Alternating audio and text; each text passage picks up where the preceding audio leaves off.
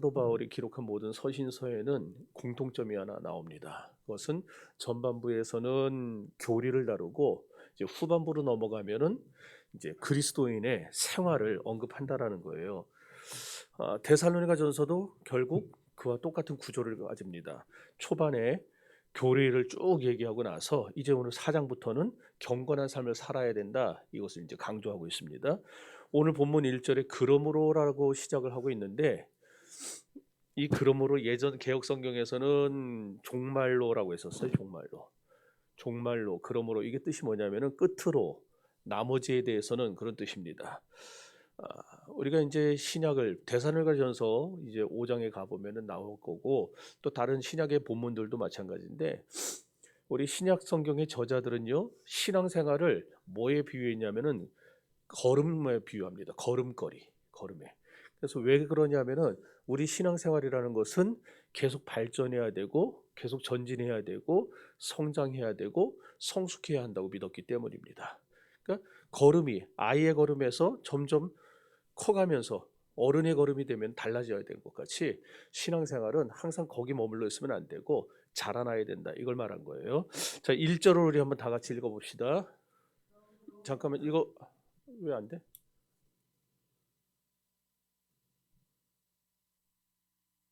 네. 자, 읽어보세요.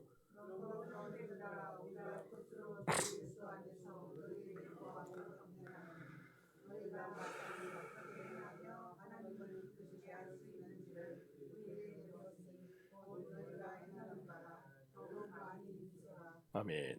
여기 마땅히 행한다 그랬죠? 이 마땅히 행한다는 말은요, 뭐 해도 그만 안 해도 그만이 아니고 이거는 반드시 해야 되는 절대적인 의무를 뜻하는 말입니다. 그럼 뭘 마땅히 행해야 되는가? 하나님의 말씀을 마땅히 행하래요.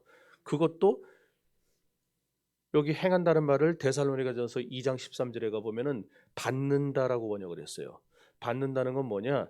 집에 찾아온 손님을 아주 기쁜 마음으로 모셔드리는 거, 영접하는 게 받는다는 거예요.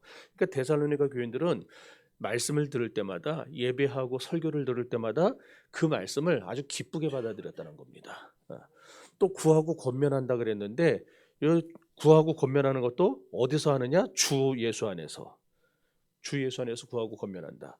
예를 들어서 교회에서 여러분에게 부탁하고 요청하는 일들이 간혹 있죠.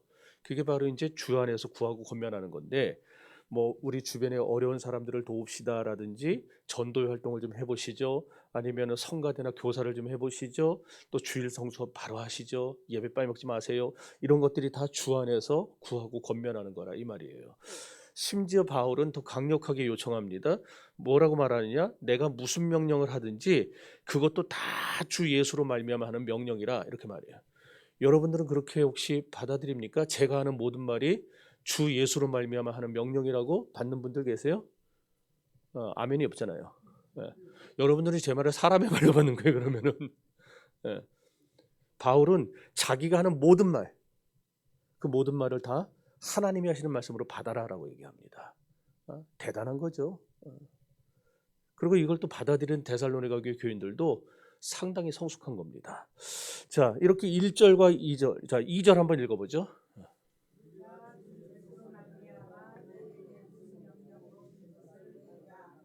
아멘. 1절과 2절은 바울이 교회를 끌고 나갈 때에 자기의 방향과 자기의 개인적인 생각대로 교회를 끌고 나가지 않았다는 걸 보여주는 증거입니다.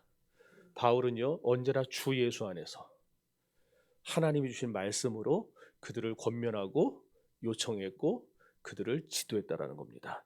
그럼 바울이 여기 보면은 내가 너에게 무슨 명령으로 준 것을 그랬는데 바울이 준 명령이 뭐냐? 1절에 나와 있어요. 하나님을 기쁘시게 할 수 있는 것을 행하라는 거예요. 하나님을 기쁘시게 할 수 있는 거.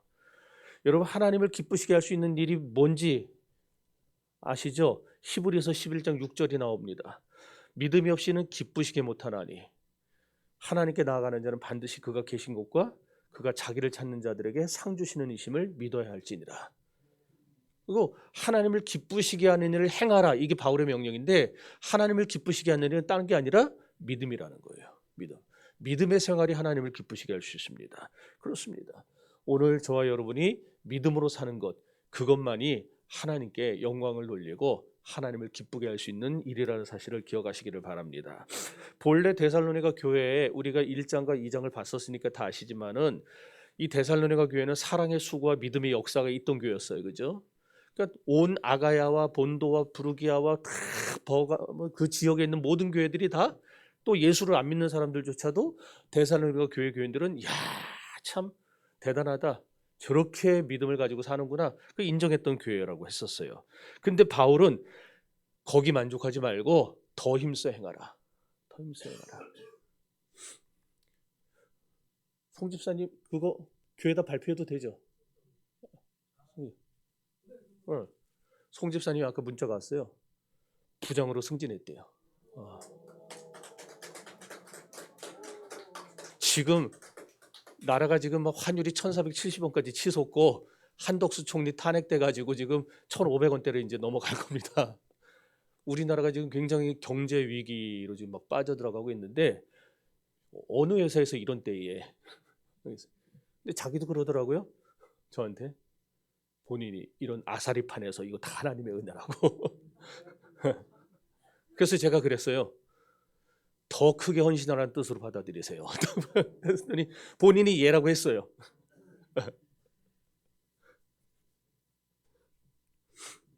이렇게 얘기하면은 누군가는 왜 부담 주냐고 할 수 있겠지만은 그런 바울이 하는 말을 들어보세요. 데살로니가 교회 교인들이 못한 게 아니에요. 열심히 했어요. 최선을 다해서 했습니다. 그런데 더 열심히 하라는 거예요. 더 열심히 하라. 더 열심히 하라. 우리 송 집사님 열심히 하죠. 참 송 집사님 좋아합니다. 그런데 더 열심히 하라는 거예요. 더 열심히. 예. 제가 미안해서 이제 그만해도 되는데 고소리 나올 때까지 하라고. 그런 날이 올지 안 올지 모르겠지만. 예. 자, 그럼 왜 어째서 데살로니가 교회인들에게 더 믿음을 힘써라 그런 얘기를 했느냐? 믿음으로 사는 것은요 아무리 강조해도 지나치지 않기 때문에 그래요. 예. 여러분 믿음이 뭐예요? 믿음은 주님을 알고 인정하는 거, 그 믿음이죠. 그런데 거기서 멈추면 안 돼요. 믿음이란 주님을 알고 인정하는 건 기본입니다. 그건 깔고 가야 돼요. 그냥 기본으로 깔고 거기에다가 뭘 더해야 되느냐? 우리의 믿음의 대상이 되시는 예수님을 온전히 의지하고 그분께 우리 삶을 내어 맡기는 거. 이게 믿음입니다. 그러니까 나는 주님을 믿습니다. 나는 하나님을 믿는 신자입니다라고 하는데 내 삶을 주님께 맡겨드리지 않으면은 그거는 아니라는 거예요. 그런 의미에서 믿음이라는 수도 파이프와도 같습니다. 우리가 생수 같은 거 딱 보면 거기에 수원지가 나오죠. 삼다수도 제주 어디서 빼고 뭐 롯데샘물도 어디서 빼고 이런 거 있잖아요. 이 수원지에는 뭐 이 땅에 있는 수원지는 다 유한하겠지만 다 빼먹으면 언젠가는 마르겠지만 하나님의 축복의 수원지는요 무진장합니다. 마르지가 않습니다. 거기에는 어마어마한 축복의 생수가 저장되어 있는데 거기다가 파이프를 연결할 때에 어떤 파이프를 연결하느냐 하는 게 굉장히 중요한 문제예요. 만약에 하나님의 수원지는 어마어마한데 거기다가 내가 아주 가느다랗고 좁은 파이프를 연결하면은 물이 콸콸콸 쏟아져 나오진 않을 거예요. 그 관에 맞게 쫄쫄쫄 나올 겁니다. 그렇죠? 그런 삶은요 시원하지가 않아요. 교회를 다녀도 만족이 없고 기쁨이 없어, 승리가 없습니다. 예수를 믿기는 믿는데 안 믿는 거 아니에요. 예수는 믿어요. 믿는데 계속 초조하고 염려가 많고 근심 있고 한숨이 나오고 불평이 나오고. 왜냐? 믿음이 작아서 그래요. 그래서 예수님이 제자들에게 자주 책망하신 내용을 여러분도 아실 겁니다. 믿음이 적은 자들아 어찌해서 의심하였느냐. 믿음이 없다 그러지 않았어요. 너희가 왜 믿음이 없느냐 그러지 않고 믿음이 적은 영고다 그랬어요. 적은 영고. 오늘 여기 나오신 분들 중에 적어도 여기 오신 분들은 믿음이 없는 분은 없습니다. 다 믿으니까 나왔죠. 그러나 믿음이 적은 게 문제예요. 오늘 우리가 큰 믿음을 가지면 굵은 파이프를 연결한 것과 같아서 하나님의 축복의 수원지에서 그 하나님의 축복의 생수가 그냥 막 무진장 폭포수처럼 쏟아질 것입니다. 그러므로 큰 믿음을 가진 믿음의 사람에게는 그 인생에는 기쁨과 찬송이 있고 감사와 감격, 전진과 승리가 있어요. 예수님도 그래서 큰 믿음을 가지라고 요구하고 권면하신 데가 참 많았죠. 예수님이 하신 말씀 중에 대표적인 게 그거 아니에요? 소자야, 내 믿음이 크도다. 내 믿음대로 될지어다. 여러분, 믿음이 크면은요, 놀라운 축복이 뭐냐? 내가 믿는 대로 된다라는 거예요. 믿는 대로. 얼마나 놀라운 축복입니까? 그러니 사랑하는 성도 여러분, 큰 믿음을 가지고 살아가는 2025년이 될 수 있기를 바랍니다. 이렇게 큰 믿음으로 사는 사람은 범사에 적극적이에요. 긍정적이에요. 주님도 말씀하셨어요. 할 수 있거든요. 무슨 말이냐? 믿는 자에게는 능치 못함이 없느니라. 바울도 빌립보서 4장 13절에서 말합니다. 내게 능력 주시는 자 안에서 내가 모든 것을 할 수 있느니라 그랬어요. 그럼 믿음으로 사는 사람이 어째서 적극적으로 살 수 있는가?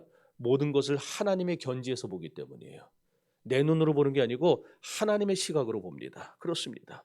하나님의 시각으로 보면은 모든 문제가 이제 어떻게 바뀌느냐? 사람으로서는 할 수 없어도 하나님으로는 할 수 있느니라. 이렇게 돼 버리는 거예요. 그러니까 개인의 문제든 가정의 문제든 우리 교회의 문제든 이 모든 문제는 내 시각으로 보면은 안 됩니다. 극복할 엄두가 안 나요. 해결이 안 돼요. 그러나 하나님의 시각으로 보면은 나는 할 수 없어. 그러나 하나님으로서는 할 수 있느니라. 그렇게 되는 거예요. 오늘 이렇게 주님의 말씀을 그대로 믿기 때문에 그 삶이 적극적이 되고 긍정적이 되는 것이죠. 믿음 없는 사람은 환경만 보고 조건만 봅니다. 그래서 할 수 있는 것보다 할 수 없는 게 훨씬 더 많아요. 이거는 이래서 안 되고 저건 저래서 안 되고. 그러나 믿음이 있는 사람은요, 하나님이 나와 함께 하시면 할 수 있다고 봅니다. 우리에게는 다시 말하지만 어떤 능력도 없어요. 가진 것도 없고 내세울 만한 것도 없고. 그러나 모든 것의 주인이신 하나님이 나와 함께 하시면 가능해집니다. 여러분의 남편도 아내도 자식도 부모도 하나님이 나와 함께 하시면은 바꾸실 겁니다. 그 믿음으로 사시기를 바래요. 인류 역사에 공헌한 위인들을 쭉 보시면은요, 소극적이고 부정적인 사람이 단 한 사람도 없었어요. 그래서 하나님은 소극적인 사람, 부정적인 사람에게 역사의 대업을 맡기지 않습니다. 교회 일도 똑같아요. 소극적이고 부정적인 사람, 그런 사람에게 일을 맡기면 안 됩니다. 가난을 점령하는 일을 누구에게 맡겼는지를 보면 알아요. 자, 안 된다고 못한다고 하던 10사람에게 모세나 여호수아가 그랬어요. 아유, 그래도 우리 집사님 없으면 어떻게 하겠냐고, 우리 교회가 집사님이 좀 해줘야지, 권사님이 좀 도와줘야지. 그래도 좀 마음 좀 고쳐먹고 해주세요. 이랬어요. 10사람을 제쳐버렸어요. 안 된다고 하는 사람, 못한다고 하는 사람은요, 그 뒤로 한 번도 나타나질 않아요. 하나님은 그냥 싹 다. 그리고 할 수 있다고 하는 2사람만 데리고 하나님은 일을 시작하십니다. 오늘 여호수아 갈렙에게 가나안 정복의 대가업을 맡기신 하나님을 볼 때에 오늘 저와 여러분도 우리 중소형 교회가 제일 큰 문제가 인물난 아니에요? 사람은 한정돼 있는데 이것도 해야 되고 저것도 해야 되니까 제일 힘든 게 사람 쓰는 거잖아요. 그래서 여러분들도 볼 때에 다 뭐 그냥 어쩔 수 없이 뭐 목사님도 사람 세웠겠지 그러겠지만은요, 제가 금년에도 사람 세울 때에 고민을 정말 많이 하고 기도 많이 하고 세웠습니다. 그 중에서 뽑아서 세우는 거예요. 뽑아서.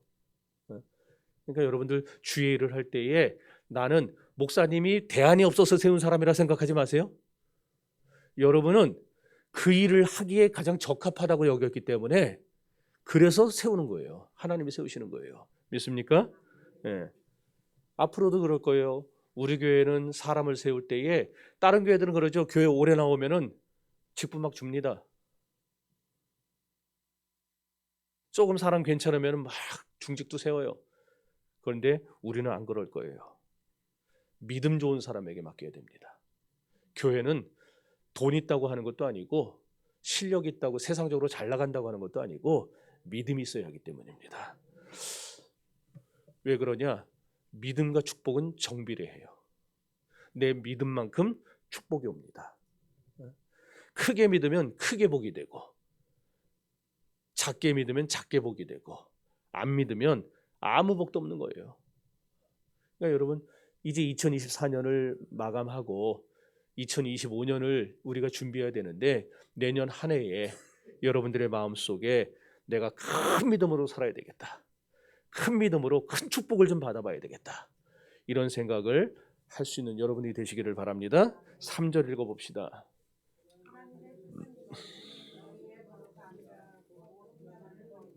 아멘. 여기 너희란 그리스도인을 말해요. 우리 그리스도인을 부르는 다른 말이 뭐죠? 성도죠. 성도.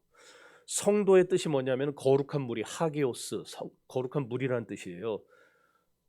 원래는 구별됐다는 뜻입니다. 하나님이 구별해 놓은 자가 성도예요. 그러므로 우리 그리스도인들은 비록 세상에 살고 있지만 세상에서 구별되어 살아야 됩니다. 세상에 속하지를 않았으니까. 아니, 속해서는 절대 안 되는 거죠. 성도는 세상에서 살지만 세상에 속해서는 안 돼요. 세상과 구별되어 살아야 돼요. 만일 우리 더함교회 교인들 중에 세상에서 구별되게 살지 못하는 사람이 있다라면은 정말 죄송합니다. 그 사람은 성도가 아니에요. 우리를 향한 하나님의 뜻이 여러 가지가 있겠지만 오늘 본문에서 가르쳐 주는 것은 거룩함이래요. 하나님은 우리가 거룩하기를 바라세요. 성도답게 살길 바라신다는 거예요. 여기 그러면서 여러 가지 쭉 예가 나오죠. 성도는 어떻게 해야 되느냐? 음란을 버리래요. 그리고 각각 거룩함과 존귀함으로 아내를 맞아야 된다. 그러니까 결혼 생활이 순결해야 돼요. 결혼 생활이 난잡하면 안 돼요. 그리스도인은 하나님을 모르는 이방인들과 같이 세욕을 쫓지 말라 그랬어요. 세욕, 성욕이죠. 요즘에 얼마나 세상이 그럽니까? 엔조이라는 말, 원나잇이라는 말. 드라마에서도 막 나와요. 이제 드라마에서도. 이런 세상이 돼버렸어요. 근데 우리 성도는 그런 삶을 살면 안 된다라는 겁니다. 동서고금을 막론하고 그 사회의 도덕 수준은 곧 음란한 생활로 입증이 됐어요. 소돔과 고모라가 그랬고 옛날 폼페이가 그랬죠. 그리고 더 큰 문제는 지금 오늘 우리 한국 사회가 그렇게 되어가고 있다는 겁니다. 여러분, 우리 그리스도인들은 그래서 돌이켜야 돼요. 본문 7절에 보면은 하나님이 우리를 부르심은 부정케 하심이 아니요 우리를 거룩케 하심이라 그랬습니다. 하나님이 우리를 왜 부르셨어요? 왜 나를 그리스도인 되게 하셨어요? 거룩하게 살라고. 세상 사람 다 지저분하게 살아도 너는 거룩하게 살으라고. 그래서 우리를 성도로 부르신 거예요. 그렇기 때문에 우리는 매일같이 연습을 해야 됩니다. 뭘 연습하느냐? 걷는 연습도 해야 빨리 걷고 애기들이 자전거 타는 연습도 해야 자전거를 빨리 탈 수 있는 것처럼 우리도 날마다 연습을 해야 되는데 무슨 연습해야 되느냐? 경건에 이르는 연습을 해야 돼요. 거룩한 연습을 해야 됩니다. 그것이 말씀과 기도예요. 날마다 말씀 읽고 날마다 그 받은 말씀 붙잡고 기도하고 이런 훈련들을 매일매일 해나감으로써 우리는 주님 앞에서 하루하루가 거룩해질 수가 있는 것입니다. 성도 여러분, 우리 신앙생활이 이렇게 매일 거룩한 환경으로 거룩한 자리로 나아가는 훈련 과정입니다. 물론 우리가 예수를 구주로 믿음으로 의롭다 인정받았고 구원받은 것은 맞지만 날마다 구원을 이루기에 우리는 두렵고 떨리는 마음으로 하나님 앞에 나아가야 됩니다. 이걸 조직신학에서 성화라 그랬어요. 성화. 우리는 천국 갈 때까지 성화의 삶을 계속 살아야 되는 거예요. 그러니까 우리 더함교회 성도들은요, 날마다 주님 앞에서 자신의 거룩을 연습하며 살아가야 할 줄로 믿습니다. 자, 6절 읽어봅니다.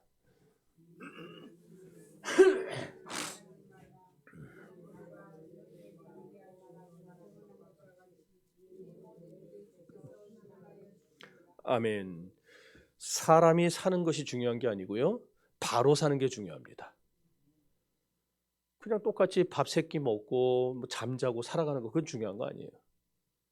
얼마나 올바르게 살아가느냐, 얼마나 똑바로 사느냐, 이게 중요하죠. 낭비한 하루 그리고 보람 있게 보낸 하루 똑같은 하루입니다. 똑같은 24시간이에요. 그러나 시간의 질이 다르고 생활의 가치가 달라져요. 여러분, 인생에서 가장 중요한 지혜가 뭡니까? 나 자신을 아는 거예요. 나 자신을. 내 형편과 내 처지를 알고 내가 해야 할 일이 무엇인지를 바로 아는 거. 오늘날 한국 사회는 분에 넘치는 소비 수준, 그죠? 그냥 멋과 기분대로 살려고 하는 행동 철학. 예전에 우리 어른 세대들은 어떻게든 모으고 모아서 월세가 사글세가 전세 가고 전세가 내 집 가고 내 집을 더 크게 늘리고 이런 것들이 있었는데 요즘 세대는요 안 그러죠? 예, 안 그래요. 자기 분수를 알고 자기 분수를 지키고 자기 분수에 맞게 사는 것이 지혜 있는 삶이에요. 사람마다 저마다 분수가 있어요. 그 분수가 뭐냐? 내가 지닌 인생의 몫이고 자리입니다. 사람에게 각각 제 형편과 처지, 제 능력과 재주, 제 직책과 신분, 제 자리와 구실, 제 정도와 분수가 있다라는 거예요. 우리는 거기에 맞게 생활해야 됩니다. 만약 그렇지 않고 반대로 분수를 넘어서는 행동을 하게 되면은요, 결국 우리는 불안과 쇠퇴에 빠지는 생활을 할 수밖에 없어요. 차에다가 막 과적을 하면은 결국 사고 나잖아요. 차가 실을 수 있는 총 중량이 있어요. 아무리 25톤 덤프 트럭이라도 무한정 실을 수 있는 게 아니잖아요. 공차 중량이 있어요. 그 중량 안에서 실어야지 사고가 안 나요. 근데 그걸 넘어서면요, 차가 제어가 안 됩니다. 결국 들이받고 사고가 나게 되어 있는 거예요. 오늘날 우리 그리스도인들이 분수에 겨운 지나친 행동과 생활을 하게 되면은 결국 그게 무리한 생활로 이어지게 되고 문제를 일으키게 된다라는 거예요. 그러므로 오늘 우리는 자기 분수를 아는 그런 신앙생활을 해야 한다라는 겁니다. 오늘날 우리 사회는 외화내허라는 병에 걸렸어요. 외화내허가 뭐냐? 외적으로는 겉으로는 화려한데 속으로는 텅 비어 황폐해진 거예요. 그런 사람들이 많아요. 이게 우리 사회의 병이고 생활의 병이고 마음의 병이고 성격의 병입니다. 빛나는 게 다 금은 아닙니다. 옛부터 속이 빈 사람들이 거칠애를 화려하게 한다는 말 들어봤죠? 속담? 예. 우리 인생은 외부의 장식보다 내부의 충실이 더 중요합니다. 여러분의 속사람을 무엇으로 채울 것인가? 어떻게 살아갈 것인가? 그것이 훨씬 더 중요하다라는 것이. 옷이 더러워지면은 세탁하듯이 우리도 마음이 더러워지면은 우리 마음도 세탁해야 됩니다. 얼굴을 아름답게 꾸미는 것 이상으로 우리의 마음도 꾸밀 수 있어야 돼요. 오늘 우리 사회에 이런 낭비와 향락의 풍조가 만연한데 인생은 먹고 놀고 마시고 춤추는 이런 향락의 놀이터라고 생각하는 이 허망한 유물적 향락주의 인생관이 우리 사회를 지금 뒤흔들고 있어요. 그래서 건전함 대신에 경박함이 판슬고 소박 대신에 허영이 난무하고 근면 대신에 나태가 생산 대신에 소비가 저축 대신에 낭비가 창궐하고 있어요. 분수 있게 살아야 됩니다. 분수 있게. 오늘 바울은 지금 몇 가지를 말하고 있는 중에 지금 세 번째로 분수를 얘기하고 있어요. 성도는 세상을 살 때 보람되게 살아야 되고 아름답게 살아야 되고 진실하게 살아야 됩니다.